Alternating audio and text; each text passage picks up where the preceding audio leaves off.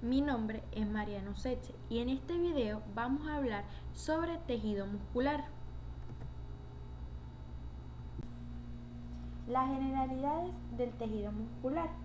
Las células musculares son alargadas y conforman el denominado músculo estriado o liso, de acuerdo con la presencia o ausencia respectiva de una disposición de proteínas miofibrilares contráctiles que se repiten en forma regular, los conocidos miofilamentos. Las células del músculo estriado muestran de modo característico bandas transversales claras y oscuras alternadas que no existen en el músculo liso. Se reconocen dos tipos de músculo estriado. El primero es el esquelético, que contribuye la mayor parte de la masa muscular voluntaria del cuerpo, y el segundo sería el cardíaco involuntario, que se limita casi de manera exclusiva al corazón. El músculo liso se localiza en las paredes de vasos sanguíneos y vísceras y también en la dermis de la piel. Para describir los componentes de las células musculares suelen emplearse términos únicos. Por consiguiente, la membrana de la célula muscular se conoce como sarcolema, el citoplasma como sarcoplasma, el retículo endoplásmico se conoce como retículo sarcoplásmico y en ocasiones las mitocondrias como sarcosomas. Debido a que las células musculares son mucho más largas que anchas, a menudo se designan como fibras musculares. Los tres tipos de músculos derivan del mesodermo, pero de distintas partes. El cardíaco tiene su origen en el mesodermo esplanopléurico. La mayor parte del músculo liso en los mesodermos es plándico y somático, y casi todos los músculos esqueléticos en el mesodermo somático. Músculo estriado esquelético. El músculo esquelético se integra con células multinucleadas largas y cilíndricas que se contraen de manera voluntaria para facilitar el movimiento del cuerpo o sus partes. Durante el desarrollo embrionario se alinean extremo con extremo varios cientos de mioblastos, precursores de las fibras del músculo esquelético, y se fusionan entre sí para formar células largas multinucleadas conocidas como miotubos. Estos miotubos recién formados elaboran elementos contráctiles denominados miofibrillas, integrados por medio de disposiciones específicas de miofilamentos, las proteínas que hacen posible la capacidad contráctil de las células. Las fibras musculares están dispuestas de manera paralela entre sí, con sus espacios intercelulares intermedios que incluyen conjuntos paralelos de capilares continuos. El diámetro de las fibras varía de 10 a 100 micras de diámetro, aunque las hipertrofiadas pueden exceder esta última cifra. El músculo esquelético es de color rosa a rojo por su vasculatura abundante y la presencia de pigmento de mioglobina. La fibra muscular puede clasificarse como roja, blanca o intermedia. Esto lo vamos a ver más detalladamente en la siguiente diapositiva. Por lo general, un músculo anatómico denso contiene los tres tipos de fibras musculares, roja, blanca e intermedia.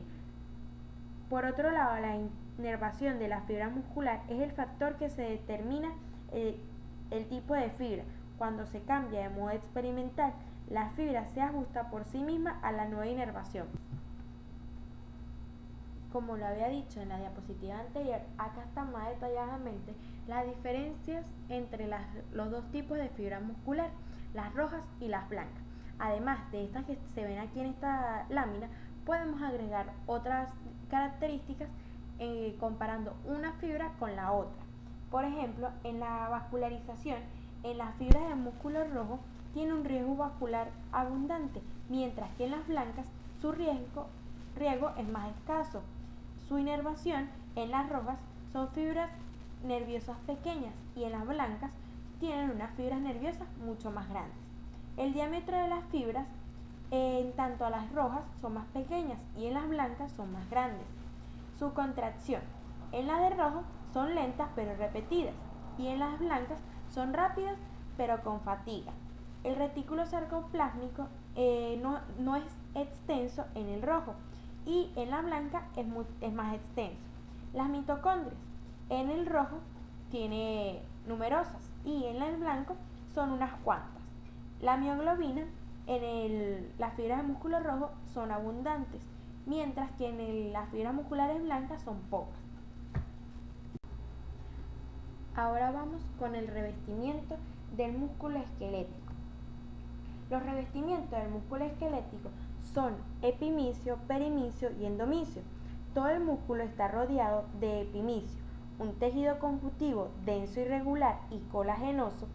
El perimicio, un tejido conjuntivo menos denso y colagenoso, derivado del epimicio, rodea haces, que son fascículos, de fibras musculares. El endomicio, compuesto de fibras reticulares y una lámina extensa, lámina basal, circundada a cada célula muscular.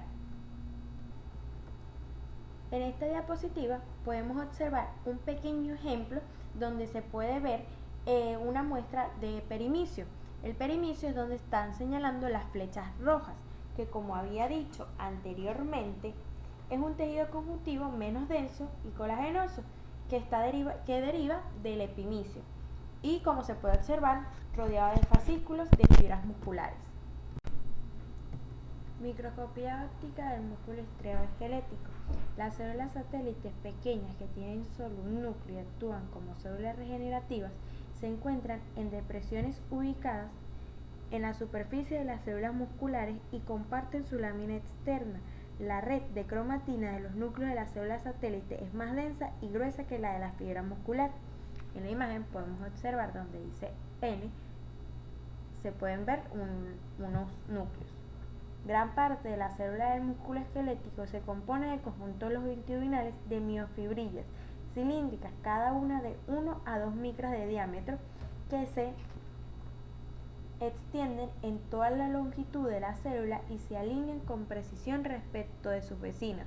Esta disposición paralela, ordenada rígidamente de las miofibrillas, es la que le explica las estriaciones transversales del bandeo claro y oscuro característico del músculo esquelético y observado en un corte longitudinal. Las bandas oscuras se conocen como bandas A, como se pueden observar en la imagen. En esta otra imagen se puede observar mejor las diferentes líneas y bandas. Y las bandas claras como bandas I, como se pueden observar en la imagen de músculo estriado, un corte longitudinal, y en la imagen que está debajo de ella, el centro de cada banda A está ocupado por un área pálida, la banda H, bisecada por una línea M delgada, una línea oscura delgada. El disco Z, línea Z, divide a cada banda I. La región de la miofibrilla entre dos discos Z sucesivos, que se conoce como sarcómera, tiene 2.5 micras de longitud y se considera la unidad contráctil de las fibras de músculo esquelético. Durante la contracción muscular, las diversas bandas transversales se comportan de una manera típica. La banda I se estrecha, la banda H se extingue y los discos Z se acercan entre sí, con aproximación de la interfaz entre las bandas A e I, pero la anchura de la banda A restantes no se altera. Túbulos T y retículo sarcoplásmico.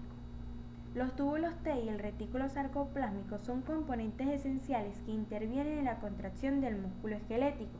Los túbulos T discurren en sentido transversal a través de la fibra y se sitúan de manera específica en el plano de la unión de las bandas A e I en el músculo esquelético de mamíferos. Estos túbulos se ramifican y anastomosan, pero suelen permanecer solo en un plano. En consecuencia, cada sarcómera posee dos grupos de túbulos T, uno en cada interfaz de las bandas A e I. Por lo tanto, los túbulos T se extienden profundamente hacia el interior de la fibra y facilitan la conducción de ondas de despolarización a lo largo del sarcolema. Podemos utilizar la imagen que aparece en la diapositiva para guiarnos en lo que voy diciendo. Con este sistema de túbulos T se relaciona el retículo sarcoplásmico, que se conserva en un registro cercano con las bandas A e I y también con los túbulos T.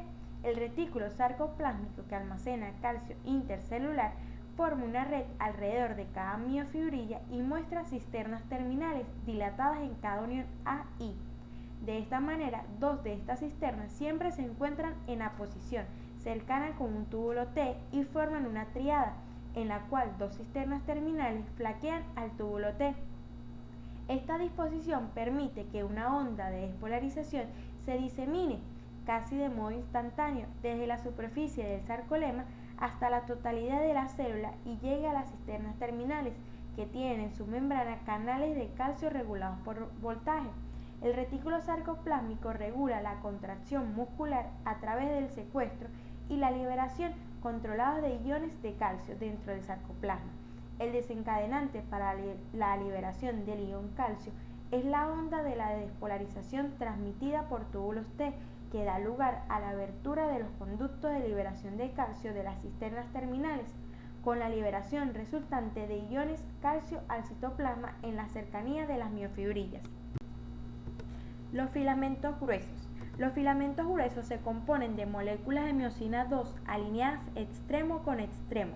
Cada filamento grueso posee 200 a 300 moléculas de miosina 2 y cada molécula de miosina 2 se integra con dos cadenas pesadas idénticas y dos pares de cadenas ligeras. Las cadenas pesadas semejan dos palos de golf cuyas cadenas polipeptídicas parecidas a un bastón están envueltas entre sí en una hélice A. La tripsina puede segmentar las cadenas pesadas en meromiosina ligera, que es una cola similar a un bastón compuesta con la mayor parte de las dos cadenas polipeptídicas semejantes a bastones envueltas una en la otra. Meromiosina pesada, que son las dos cabezas globulares con las porciones proximales cortas concurrentes de las dos cadenas polipeptídicas parecidas a bastones envueltas entre sí. Por otro lado están los filamentos delgados. Los filamentos delgados se constituyen con dos cadenas de filamentos de actina F envueltos uno en el otro en relación con tropomiosina y tropononina. El principal componente de cada filamento delgado es la actina F, un polímero de las unidades globulares de actina G. Aunque las moléculas de actina G son globulares, todas están polimerizadas en la misma orientación espacial y confieren al filamento una polaridad parecida. El extremo positivo de cada filamento se une al disco Z mediante actina A. El extremo negativo se extiende hacia el centro de la sarcómera. A todo lo largo de la hélice de doble filamento de actina F discurren dos surcos superficiales. Las moléculas de tropomiosina en forma de lápiz se polimerizan para formar filamentos cabeza con cola que ocupan los surcos superficiales de la hélice de actina de doble filamento. La tropomiosina unida oculta los sitios activos en las moléculas de actina y se superpone parcialmente en ellos. Alrededor de 25 a 30 micras de diámetro del inicio de cada molécula de tropomiosina se encuentra una molécula de troponina aislada compuesta de 3 polipéptidos globulares. Buenas, mi nombre es Lisdey Sánchez. Para continuar con la exposición, yo les voy a hablar sobre la contracción y relajación musculares. La contracción muscular se apega a la ley de todo o nada y va seguida de relajación. Durante la contracción del músculo se deslizan los filamentos delgados más allá de los gruesos, como lo propone la teoría del filamento deslizante de Usle. En el músculo esquelético, la secuencia de fenómenos siguientes conduce a la contracción. Se transmite un impulso generado a lo largo del sarcolema hacia el interior de la fibra a través de los túbulos T, en donde se propaga a las cisternas terminales del retículo sarcoplásmico. Salen iones de calcio de las cisternas terminales a través de canales de calcio regulados por voltaje, penetran el citosol y se unen a la subunidad de la tropomina. Luego, el cambio de configuración de la troponina modifica la posición de la tropomiosina en la profundidad del surco. Se hidroliza el ATP que se encuentra en el subfragmento S1 de la miosina 2, pero tanto el diosfafato de adenosina como el fosfato inorgánico permanecen unidos al subfragmento S1 y el complejo se une al sitio activo en la actina. Luego se liberan los fosfatos inorgánicos, que no solo genera una mayor fuerza de unión entre la actina y la miosina 2, también se libera ADP y el filamento delgado es arrastrado al centro de la sarcómera. se une una molécula nueva de ATP al su fragmento S1 y da lugar a la liberación del enlace entre actina y miosina 2. Ahora les voy a hablar sobre los usos musculares y órganos tenidosos de Golgi. Son receptores sensoriales que vigilan la contracción muscular. Esta vigilancia se lleva a cabo por dos tipos de receptores sensoriales. Usos musculares que proporcionan una retroalimentación en relación con los cambios de la longitud muscular y también del índice de su alteración. Y órganos tendinosos de Golgi que vigila la tensión y también el índice al cual se lleva a cabo la tensión durante el movimiento. Ahora seguimos con músculo cardíaco. Definición de músculo cardíaco. Es un músculo estriado involuntario limitado al corazón y a las porciones proximales de las venas pulmonares. Localización. Se encuentra en el corazón y las venas pulmonares en el sitio que se unen a este último. Origen.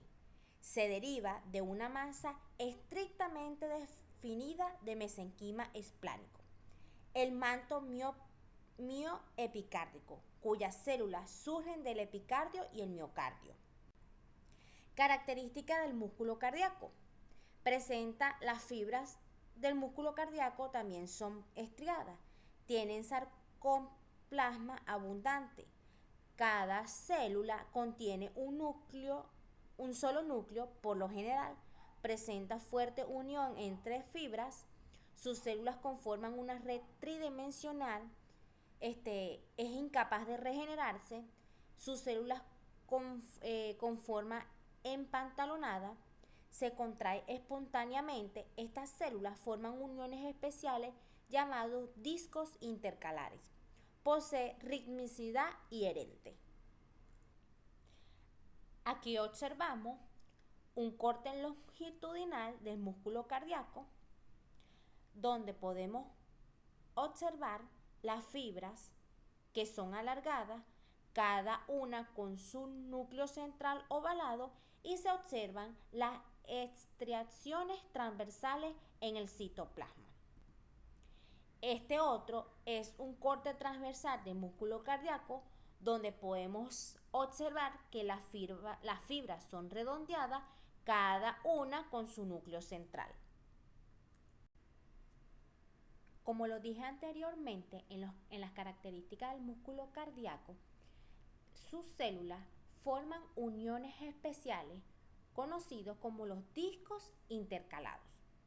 Las membranas celulares en la mayor parte de las áreas están separadas por un espacio menor de 15 a 20.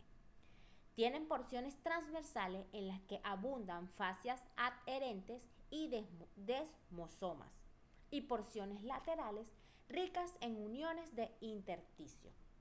Se unen miofilamentos delgados a las fascias adherentes.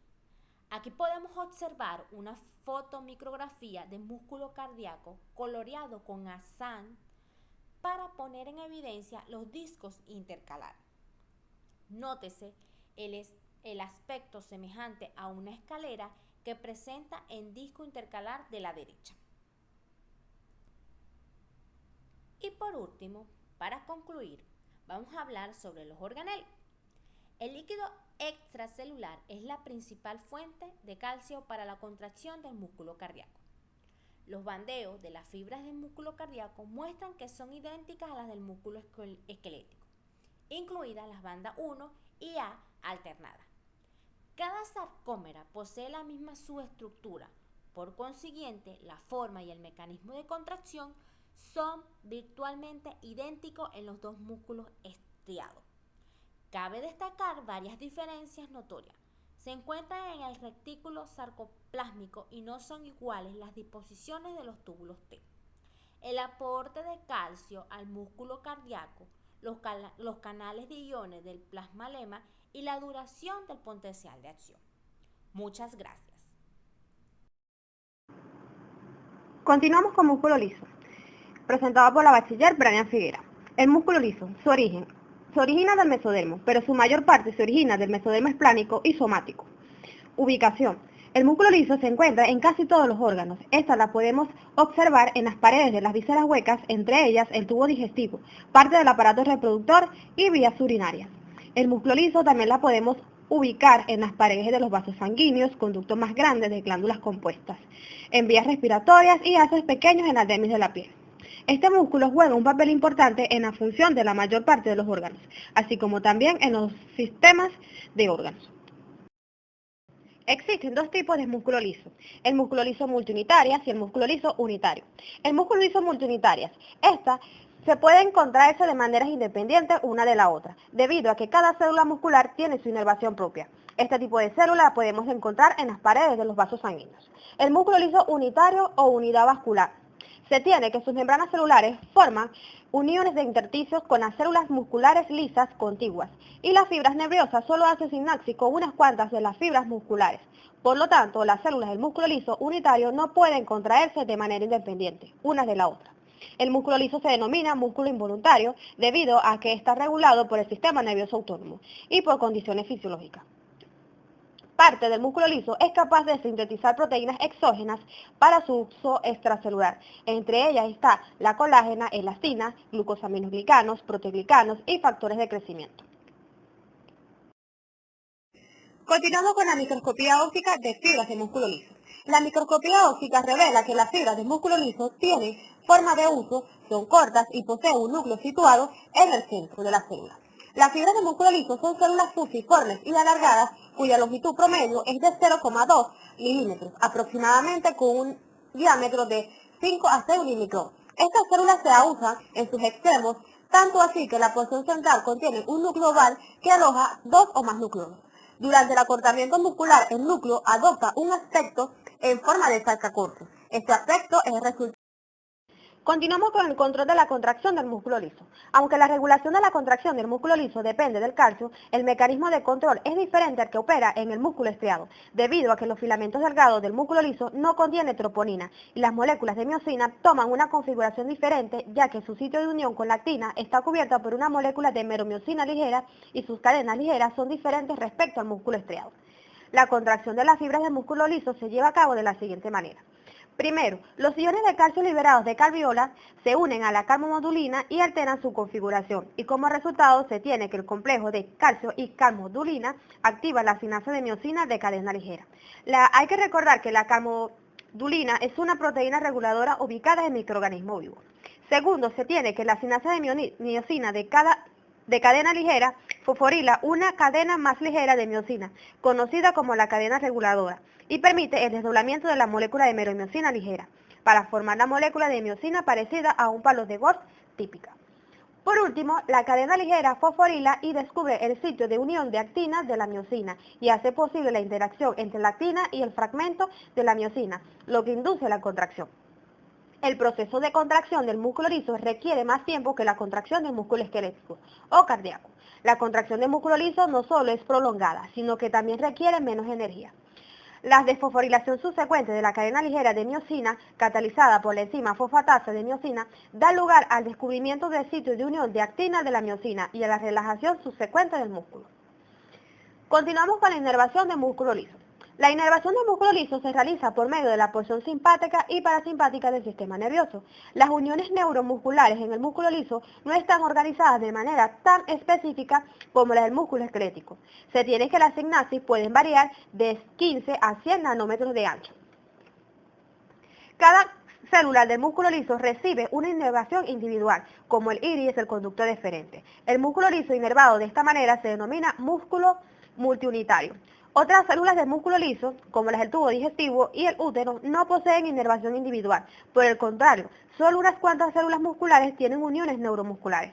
La transmisión del impulso en los músculos que se denomina unitaria o una unidad o músculos lisos viscerales ocurre a través de nexos, es decir, de uniones de intersticios formados entre células de músculo lisos vecinos. El músculo liso visceral puede regularse por factores humorales o microambientales, como la oxitocina en el útero o el estiramiento de las fibras musculares en los intestinos.